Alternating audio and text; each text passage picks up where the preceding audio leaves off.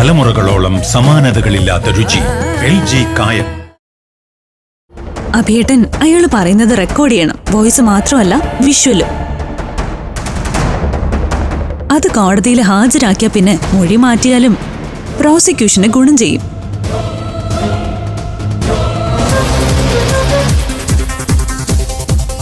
അതിന് വൈകരുത്, ആലോചിക്കാൻ സമയം കൊടുക്കരുത്. മാത്രമല്ല, അയാള് പറഞ്ഞ സമയം കണക്കാക്കി ആ വണ്ടിയെയും കലാവതിയെയും മഹീന്ദ്രനെയും മറ്റാരെങ്കിലും കണ്ടിട്ടുണ്ടോന്നു കൂടി നമ്മൾ അന്വേഷിച്ചറിയണം. CCTVയുടെയും ടവർ ലൊക്കേഷന്റെയും സാധ്യതകളും അന്വേഷിക്കണം. മനസ്സിലായി. ഞാൻ അത്രയ്ക്ക് അങ്ങോട്ട് കടന്ന് ചിന്തിച്ചിട്ടുണ്ടായിരുന്നില്ല. താങ്ക് യു മോളെ.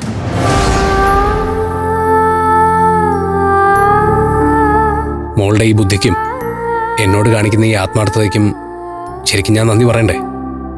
അയ്യോ, അങ്ങനെയൊന്നും പറയില്ല. ഇത് നന്ദി പ്രകടനത്തിന്റെ കാര്യമല്ല.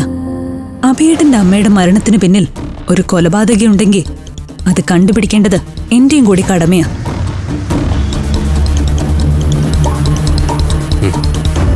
ഞാൻ ഇറങ്ങാം.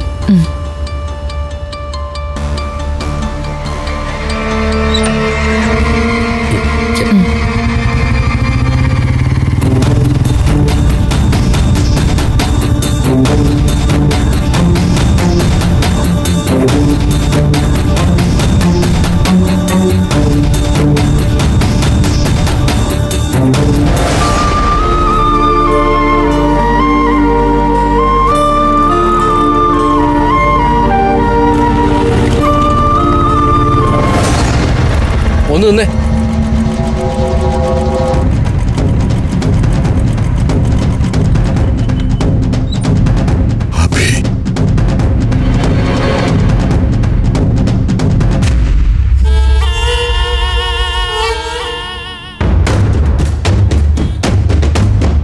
ഞാൻ കുറെ അന്വേഷിച്ചു. എന്നെയോ? കുറച്ച് കാര്യങ്ങൾ സംസാരിക്കാനുണ്ടായിരുന്നു. സംസാരിക്കാനെന്ന് പറഞ്ഞാൽ കുറച്ച് കാര്യങ്ങൾ ചോദിക്കാനുണ്ടായിരുന്നു. എന്താ കാര്യം? വാ, അങ്ങോട്ട് മാറിയെന്ന് സംസാരിക്കാം. അതൊന്നും വേണ്ട. പെരുവഴിയിൽ ആദ്യത്തെ സ്വീകരിക്കാൻ വന്നതൊന്നുമല്ല ഞാൻ. അമ്മയെക്കുറിച്ച് കുറച്ച് കാര്യങ്ങൾ അറിയണം, പോകണം, അത്രേ ഉള്ളൂ. എന്താ അറിയേണ്ടത്? അന്ന് എൻ്റെ അമ്മയെ ആശുപത്രിയിൽ എത്തിച്ചത് നിങ്ങളാണല്ലോ. അവസാനമായിട്ട് അമ്മയെ വേറെ ആരും കണ്ടിട്ടില്ല. അന്നെന്താ നടന്നതെന്ന് ഒന്ന് പറഞ്ഞാൽ നന്നായിരുന്നു. ഓർത്ത് പുതിയ കള്ളങ്ങളൊന്നും പറയണ്ട. നിങ്ങൾ അമ്മയെ കാണാൻ പോകുന്നവരെ ഞാൻ അറിഞ്ഞത്. എന്താണെന്നുണ്ടായെന്ന് മാത്രം പറഞ്ഞാൽ മതി. ഇതിലെന്ത് കള്ളം പറയാൻ? എന്നും ദൂരെ നിന്ന് മാത്രം സ്വന്തം കുടുംബത്തെ കാണാൻ വിധിക്കപ്പെട്ടവരാണ് ഞാൻ. അതും എൻ്റെ മാത്രം പിഴകൾ കൊണ്ട്. ഭാരതിയുടെ അവസ്ഥ മോശമാണെന്ന് അമൃതമോൾ പറഞ്ഞപ്പോൾ ഒരു വട്ടം കാണണമെന്നും വാപ്പ് പറയണമെന്നും ഉണ്ടായിരുന്നു. അതാ മോള് പറഞ്ഞപ്പോൾ ഞാൻ അങ്ങോട്ട് കാണാൻ വന്നത്. ഈ മെലോഡ്രാമയൊന്നും കേൾക്കാൻ എനിക്ക് സമയമില്ല. എനിക്കറിയേണ്ടതേ കൃത്യമായ വസ്തുതകളാണ്. സൗകര്യം ഉണ്ടെങ്കിൽ പറഞ്ഞാൽ കൊള്ളാം. അതാ പറഞ്ഞു വരുന്നത്.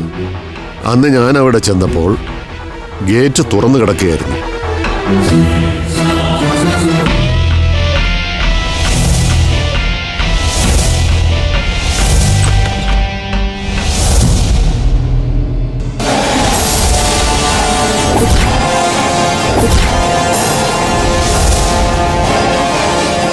അവിടുന്ന് നേരെ ഹോസ്പിറ്റലിലേക്ക് കൊണ്ടുപോയി. അല്ല, എന്താ ഇതിപ്പോൾ അന്വേഷിക്കാൻ കാരണം? എന്തെങ്കിലും പ്രശ്നമുണ്ടോ? അന്ന് വീട്ടിൽ വന്നപ്പോൾ അസ്വാഭാവികമായിട്ട് എന്തെങ്കിലും ശ്രദ്ധിച്ചിരുന്നോ? എന്താ നീ ഉദ്ദേശിക്കുന്നത്? ഏതെങ്കിലും വണ്ടികളോ ആളുകളെ മറ്റോ? വ്യക്തമായിട്ട് പറ. എന്താ നിന്റെ മനസ്സിൽ? എന്തോ ഒരു സംശയം നിന്റെ ഉള്ളിലുള്ള പോലെ എനിക്ക് തോന്നുന്നു. ഒന്നുമില്ല. അല്ല, അച്ഛനെന്ന പരിഗണനയിൽ പറയണ്ട. ഏതോ ഒരാളെന്ന രീതിയിലെങ്കിലും മനസ്സിൽ തോന്നുന്നത് എന്താണെന്ന് പറഞ്ഞാൽ ചിലപ്പോൾ എനിക്ക് സഹായിക്കാൻ പറ്റും.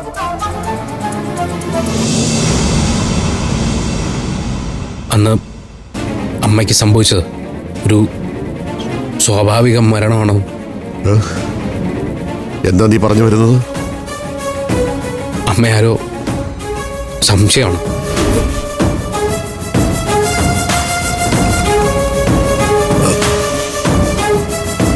നീ എന്നെ സംശയിക്കുന്നുണ്ടോ? നിങ്ങൾക്ക് അതിന് കഴിയില്ല.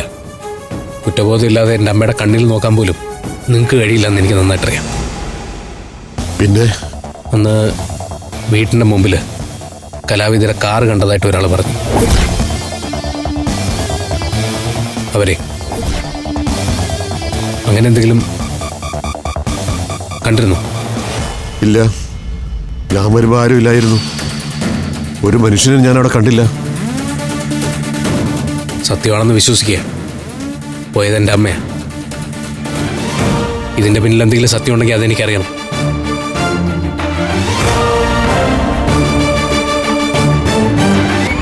മോനെ,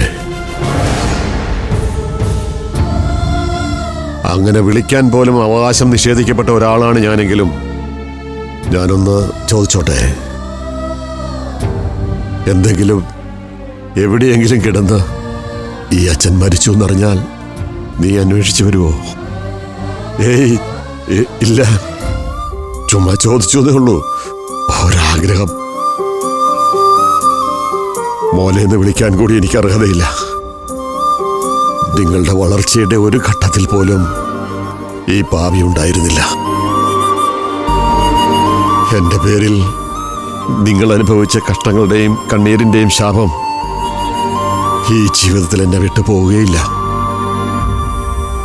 കുടുംബം നോക്കാതെ തെമ്മാടിയായി കഴിഞ്ഞ് കാലം കഴിച്ച ഒരുവന് അവകാശങ്ങൾ പറയാനും അർഹതയില്ല. എങ്കിലും ഒരാഗ്രഹം. അനന്തകൃഷ്ണൻ എന്ന ഈ പാഴ്മരം വീണു പോകുമ്പോ ഈ കൈകൊണ്ട് ഒരു ഉരുള മെലിച്ചോറ് തരുമോ ഈ അച്ഛന്?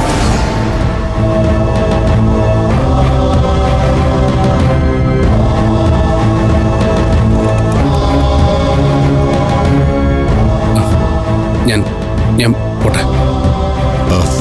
ഒരു കടം മനസ്സിൽ വിങ്ങലായി അവശേഷിക്കുന്നു. എന്താ? ഭാരതി പോയപ്പോ അവളുടെ അവസാന ആഗ്രഹം നിറവേറണമെന്ന് കരുതി ആശുപത്രിയിൽ വെന്റിലേറ്ററിലാക്കാമെന്ന് പറഞ്ഞത് ഞാനാ. വിവേകിന് അതിലൊരു പങ്കുമില്ല. നിന്നെ വിവരങ്ങൾ അറിയിക്കാൻ വാശി പിടിച്ചതും അവനാ. പാവം. അഭിയേട്ടന്റെയും അമൃതേച്ചിയുടെയും വിവാഹം ഇനി മുടങ്ങരുതെന്ന് മാത്രമേ അവനുണ്ടായിരുന്നുള്ളൂ. ഈ സാഹചര്യം ചിലർ മുതലെടുത്തതാ. അവനെ നിങ്ങൾ ഒറ്റപ്പെടുത്തരുത്. അന്ന് അവിടെ വെച്ച് അവനോട് കാണിച്ചത് ആത്മരോഷത്തിന്റെ പേരിലാണെങ്കിലും അവൻ ആരുമില്ല എന്ന സത്യം കൂടി നീ മനസ്സിലാക്കണം. ക്ഷമിക്കാൻ പഠിക്കുമ്പോഴാണ് മനുഷ്യൻ ദൈവത്തോളം വലുതാകുന്നത്. ചെകുത്താൻ വേദമോതുന്നതായി തോന്നുന്നുണ്ടാവും, പക്ഷേ കാലം എന്നെ പഠിപ്പിച്ചതാ. നിങ്ങൾ ജീവിക്കാൻ തുടങ്ങിയിട്ടേ ഉള്ളൂ. അവരോട് പൊറുക്കണം. ജന്മം കൊണ്ടല്ലെങ്കിലും കർമ്മം കൊണ്ട് അമൃത എന്റെ മോളാ. നിങ്ങൾ ഒരുമിച്ച് ജീവിക്കുന്നത് കാണാനാണ് എല്ലാവരും ആഗ്രഹിക്കുന്നത്. ഞാൻ സമയം കളയുന്നില്ല. മുംബൈക്കോ. ഇത്ര നേരം നീ അച്ഛനെ കേട്ടല്ലോ, അത് മതി. മുംബൈക്കോ.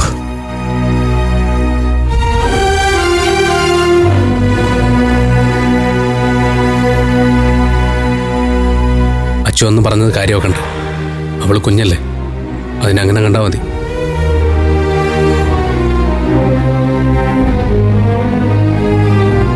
എപ്പോൾ വേണമെങ്കിലും വീട്ടിലേക്ക് കയറി വരാം. ആരും തടയില്ല.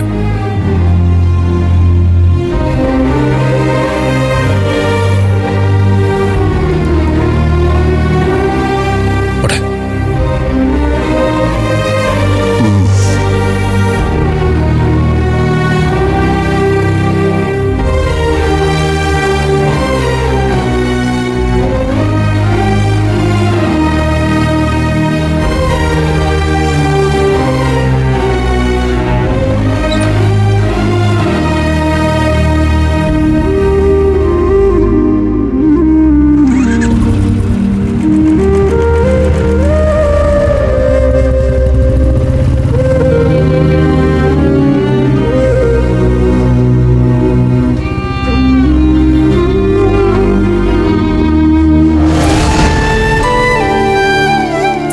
അച്ഛാ ചായ. ആ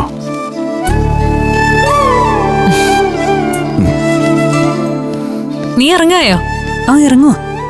അച്ഛാ, അഭിയേട്ടന്റെ പരാതി പ്രകാരം അമ്മയുടെ മരണ ദിവസം കലാവതി മഹേന്ദ്രനും അഭിയേട്ടന്റെ വീട്ടിലെത്തിയിട്ടുണ്ട്.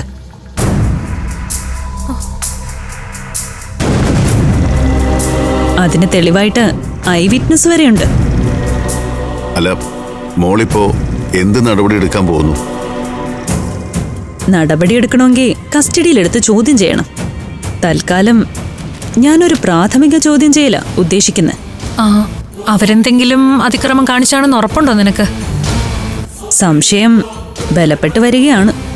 ഇപ്പോഴേ അവരെ ചോദ്യം ചെയ്യാൻ പോയാ അവർക്ക് മുൻകൂട്ടി രക്ഷപ്പെടാനുള്ള പഴുതുകൾ ഉണ്ടാവില്ലേ?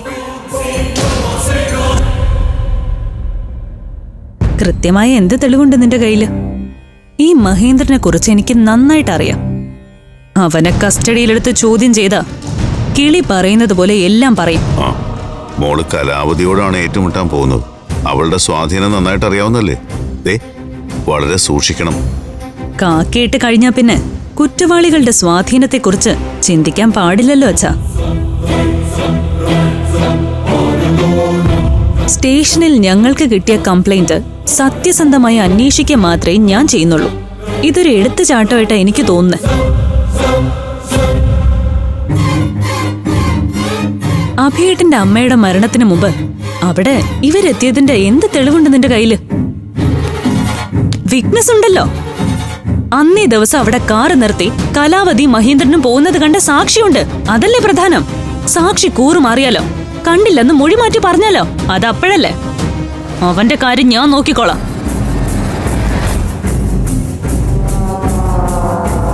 നീ എന്നെ വെറുതെ കൺഫ്യൂഷൻ ആക്കണ്ട. എന്താ ചെയ്യേണ്ടതെന്ന് എനിക്കറിയാം.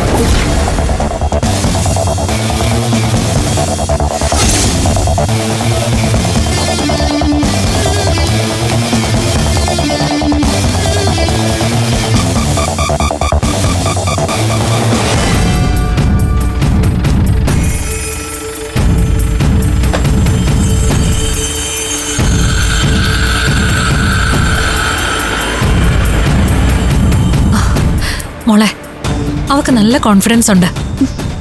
ഇത് കോൺഫിഡൻസ് അല്ല അമൃതേച്ചി, ആരംഭശൂരത്വ.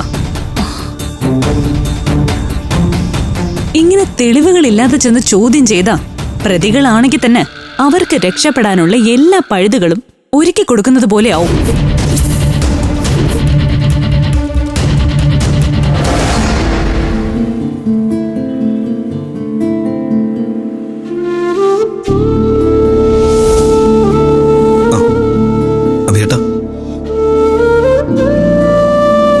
അഭിയേട്ടൻ വിളിച്ച് പെട്ടെന്ന് കാണണം, ഞാൻ വരണം എന്നൊക്കെ പറഞ്ഞപ്പോ ഞാൻ എന്തൊക്കെയോ ഓർത്തു. അരിശടങ്ങിയില്ലെങ്കിൽ ശകാരിക്കാം, വേണമെങ്കിൽ ഇനിയും തല്ലാം. എടാ, ഞാൻ അങ്ങനെ നിന്നോട് റിയാക്ട് ചെയ്യാൻ പാടില്ലായിരുന്നു. പറ്റിപ്പോയി. എനിക്ക് അന്ന് വല്ലാത്തൊരവസ്ഥയിലായിരുന്നു. അമ്മ പോയെന്ന് കേട്ടപ്പോഴേ, അസുഖം വന്നാലും തളർന്നാലും കിടപ്പിലായ പോലും അടുത്തുണ്ടെന്നൊരു തോന്നലുണ്ടല്ലോ.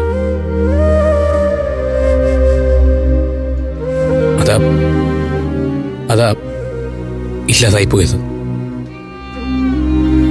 കാണാനും പറയാനും ഒക്കെ എന്തൊക്കെയോ ബാക്കിയുണ്ടായിരുന്നു എന്നൊരു തോന്നല്.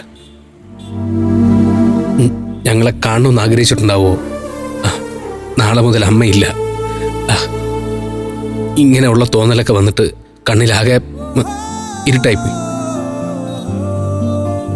ചെയ്യാൻ പാടില്ലായിരുന്നു. നിന്റെ മനസ്സിലുള്ളത് പോലും കേൾക്കാതെ ഞാൻ നിന്നെ വല്ലാതെ വേദനിപ്പിച്ചു.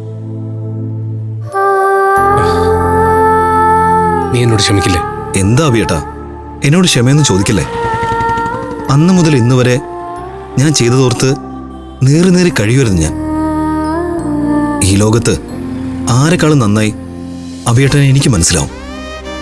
കാരണം ഓർത്ത് കരയാൻ പോലും എനിക്ക് അച്ഛനും അമ്മയും ഇല്ലല്ലോ. എൻ്റെ ജീവിതത്തിൽ എനിക്കെന്ന് പറയാൻ ഒരാളുണ്ടെന്ന് തോന്നിയത് അനക്കെ കണ്ടപ്പോഴാണ്. പിന്നീട് അവളിലൂടെ എനിക്ക് എല്ലാവരും കിട്ടി. ചേച്ചി, അച്ഛൻ, അമ്മ, അനിയത്തിമാര്, പിന്നെ എല്ലാത്തിനൊപ്പം നിൽക്കാൻ എൻ്റെ ഈ സഹോദരനെ. ശാസിക്കാൻ തോന്നിയ ശാസിക്കണം, തല്ലേണ്ടി വന്ന തല്ലണം. അഭിയേട്ടൻ അന്ന് അങ്ങനെ പെരുമാറിയതിൽ എനിക്ക് ഒരു വിഷമവുമില്ല. എൻ്റെ അനിയനല്ലേ നീ? ഇനി അനഘയുടെ പിണക്കം കൂടെ മാറ്റണം.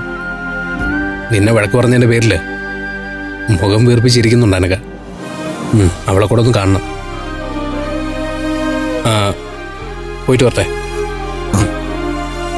അഭിയേട്ടാ, അമ്മയുടെ മരണത്തിന് പിന്നിൽ അഭിയേട്ടന് സംശയമുണ്ടോ? അല്ല, അനക്ക സൂചിപ്പിച്ചായിരുന്നു. എൻ്റെ സംശയങ്ങൾ തെറ്റാവണമെന്ന് വിശ്വസിക്കാനാണ് എനിക്കിഷ്ടം. മറിച്ചാണ് സംഭവിക്കുന്നതെങ്കിൽ അഭിയേട്ടാ, ഞാനുണ്ട് കൂടെ.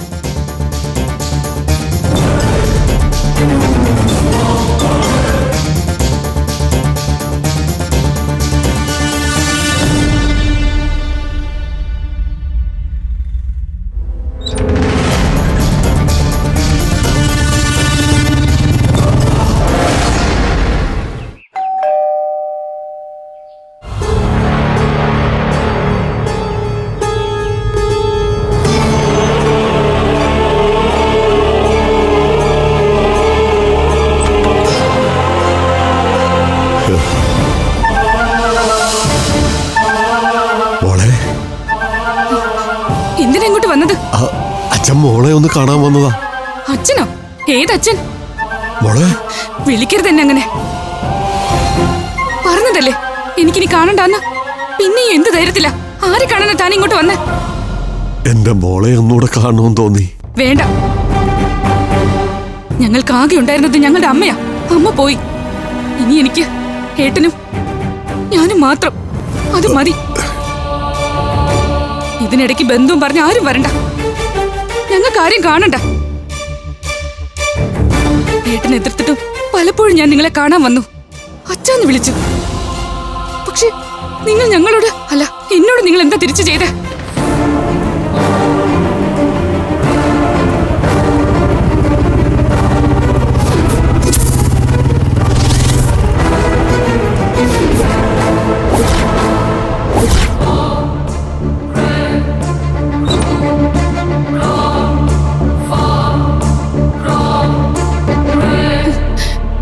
ഏട്ടാ, പോകാൻ പറയേട്ടാ.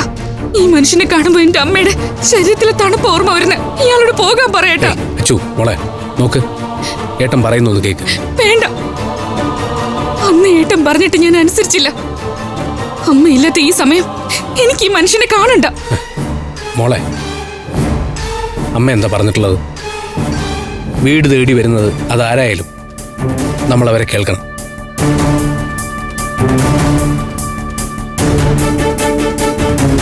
ഏട്ടനും അമൃതേച്ചിയും ജീവിതത്തിൽ ഒന്നാവണമെന്ന് അച്ഛനും ഒരുപാട് ആഗ്രഹിച്ചു കാണും. അമ്മ പോയപ്പോ ഇനി ഒരു കൂടിച്ചേരലില്ല എന്ന് അച്ഛൻ ഭയന്നും കാണും.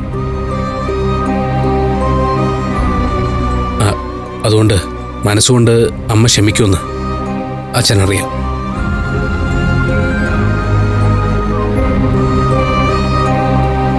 ക്ഷമിക്കാനും പൊറുക്കാനും വിധിക്കപ്പെട്ടൊരു ജന്മമാണ് നമ്മുടെ അമ്മയുടെ. അതുകൊണ്ടായിരിക്കും അച്ഛനങ്ങനെ ചിന്തിച്ചത്.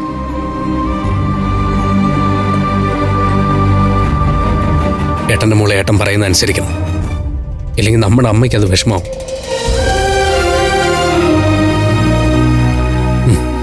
കണ്ണുടച്ചേ, വാ.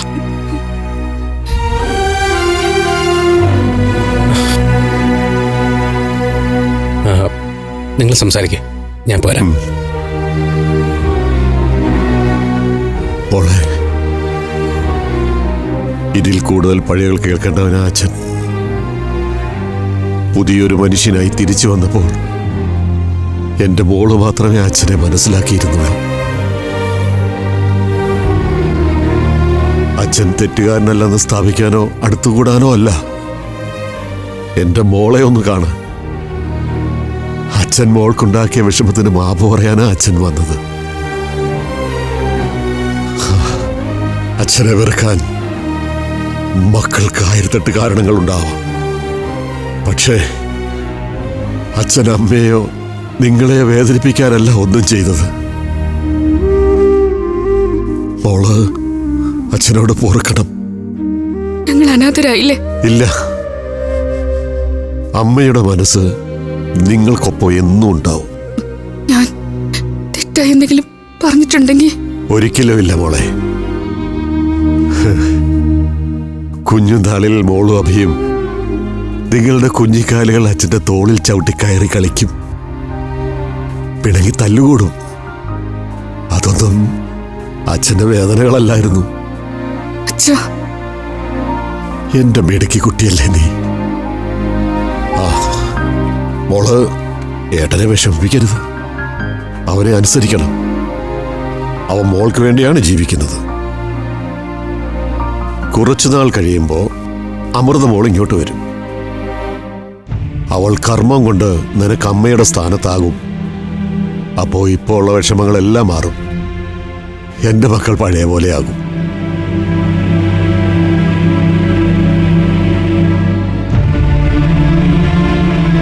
കണ്ണീരിന്റെയും വൈരാഗ്യങ്ങളുടെയും കാലം കഴിയാൻ പോവുകയാ. അപ്പൊ ശരി, ഞാൻ ഇറങ്ങട്ടെ. അച്ഛൻ എങ്ങോട്ടാ? ലോകം നമ്മുടെ മുന്നിൽ തുറന്നു കിടക്കുകയല്ലേ മോളെ. അച്ഛന് എങ്ങോട്ടും പോവാം.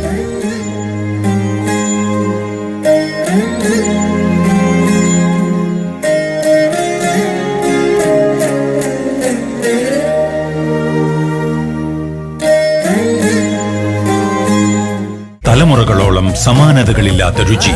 LG കായം.